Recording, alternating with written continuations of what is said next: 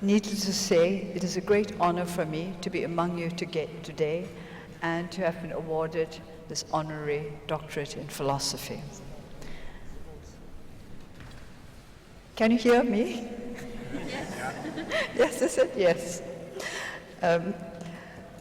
It is always a pleasure and an honor to be in any university because we in Burma have great respect for learning.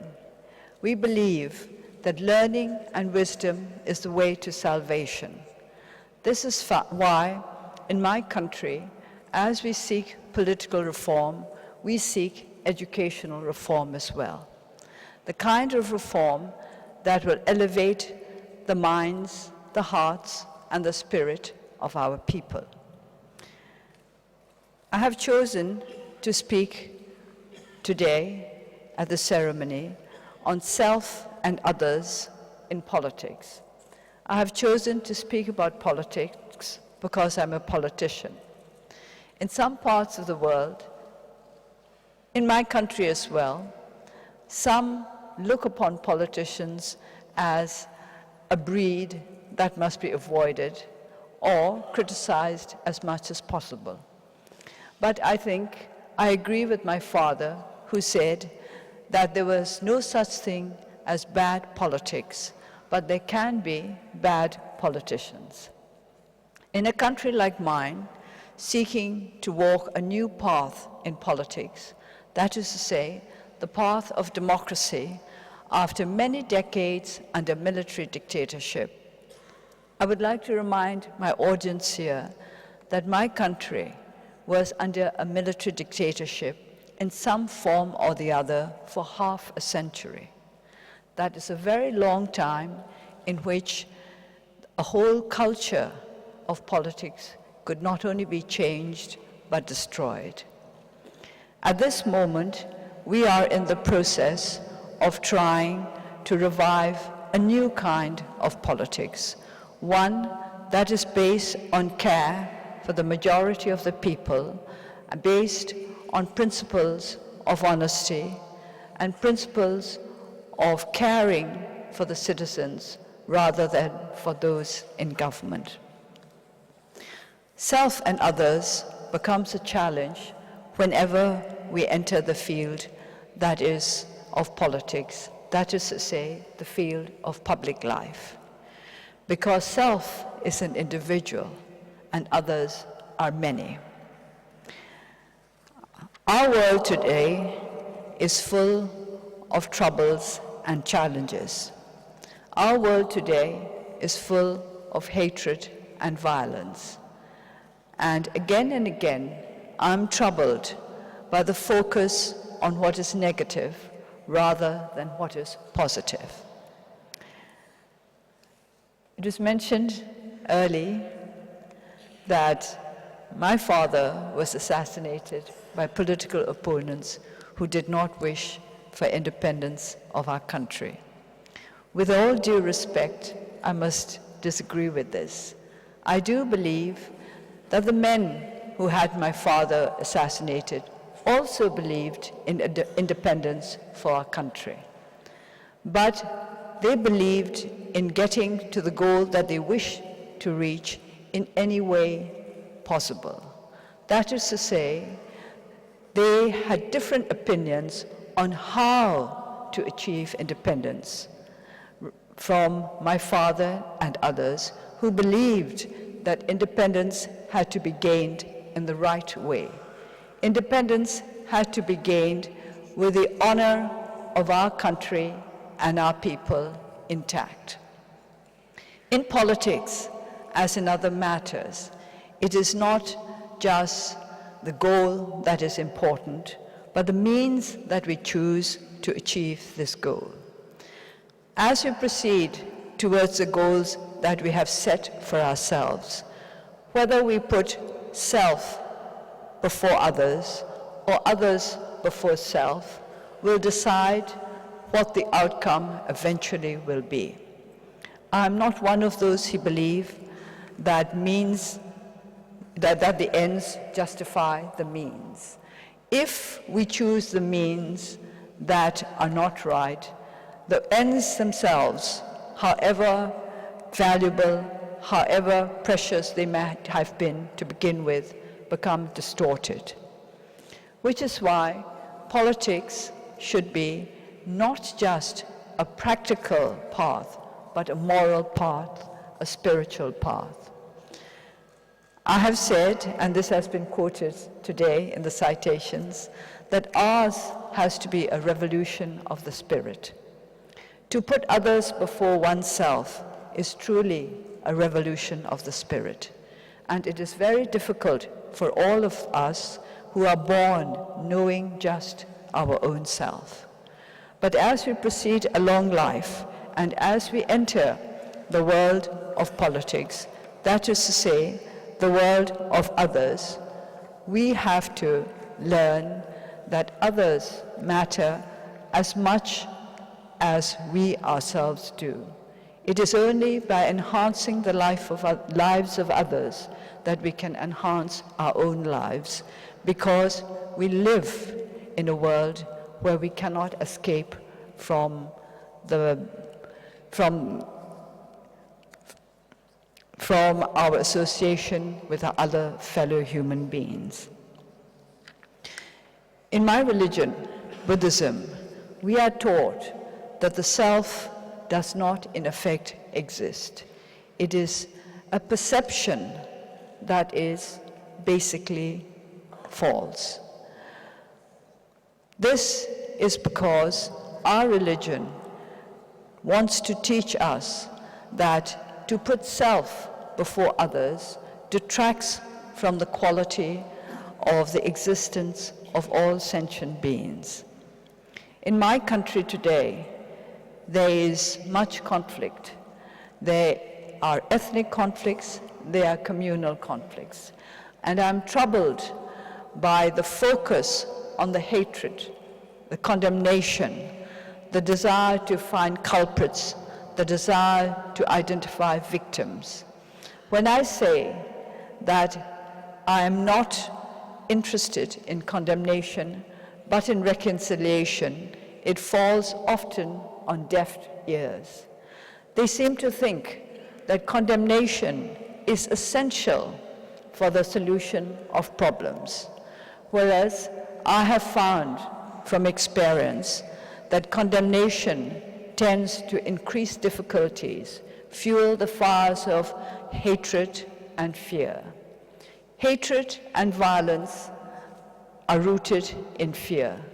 It is because we human beings fear for our own security that we fear others, and from fear we progress to hatred. When I speak at universities, I wish always primarily to address the students, the young, because the future of the world is in their hands, and also because I believe that we come into this world free from hatred, but we learn it as we go along. Recently, I was in Northern Ireland, and I spoke to young teenagers in a school. Their attitudes, their values were very different from their parents and grandparents who had been engaged in violent conflict for many decades. They said they did not feel the same. For them, there was no problem in reaching out to those of a different, it is difficult to say a different religion in Northern Ireland, but to those of a different way of belief. All Christians in Northern Ireland who had fought against each other for generations. But these young people were free from that kind of hatred and prejudice. This is why I believe there is always hope for our world, and this is why I reach out to young people to build a world in which others can matter as much as the self. In my country, after half a century of military rule, there is much resentment against authoritarianism, against the military, against these elements which we believe had blighted the life of our nation. But I believe that the answer to our problems can only come with understanding and with reconciliation. We have never hated the military, or let me say, I have never hated the military. My father was the founder of the Burmese army, and although I was placed under house arrest for many years by the military regime, they never forgot that I was my father's daughter and treated me with respect and consideration. This I have always acknowledged, and I am duly grateful for the consideration. However, many of our people suffered, and suffered badly, under the military regime that destroyed some of the best values of our country. Burma, once upon a time, the best in Asia for education, for healthcare, and for a steady progress in democratic politics, now finds herself behind every other country, or almost every other country in our region. But this is not a time for bitterness. We have been given a chance to remedy what has happened in the past. We have been given a chance to heal the wounds of our nation and to move forward. We have given a chance to put others on the same level as ourselves and to move forward together. In our quest, we have been helped greatly by friends from all over the world who have encouraged us and shown us the right way by their generosity, by their concern and their care for our people. The people of Italy, the people of Bologna, will not be affected by what happens in Burma. Yet, knowing that the fate of the people of my country had little bearing on your own lives, you cared enough to reach out to us, to demonstrate your solidarity with our struggle. This is putting others on the same level as yourself. You who have helped us throughout these years have taught us that it is possible to put the self behind others. It is because of these lessons that I'm grateful to you, not for the degree, which I appreciate, the ring, the book, the beautiful ceremonies, but for the spirit and heart that led you to support us, and that, I believe, made you believe in our cause. I believe our cause will prevail because you believe our cause will prevail. You have given us the hope and the strength to carry on at a time when it seemed as though the obstacles were insurmountable. There were years when my party, the National League for Democracy, and others fighting for democracy in Burma felt that our cause was going to take many decades to prevail. But it did not take as long as some had feared, because the support of the world was greater than we had known.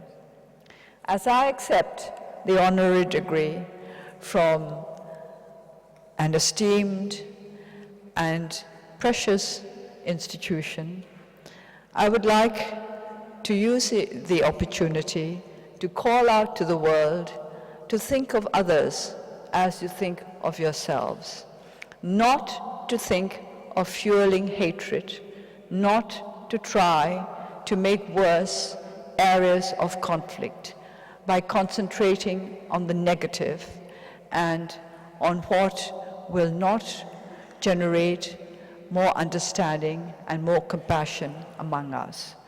What we need most of all are understanding and compassion. If we could all cultivate these qualities, then we would be able to surmount the problems with which we are faced. As Burma moves towards efforts to complete our transition to a democratic system that will assure basic human rights for our people, we would wish that you were by our side, not just to support us and help us, but to celebrate with us and to join us together in efforts to help others who are still in need of help. In my country, in other countries, all over the world, there are peoples who need help, not just in the betterment of their material lives, but in the betterment of their spiritual and moral lives. By your generosity and by the advantages that you have been given by the freedom to pursue knowledge, I hope that you will add not just to the future of a happier, more complete Burma, but a happier, more complete world. Thank you.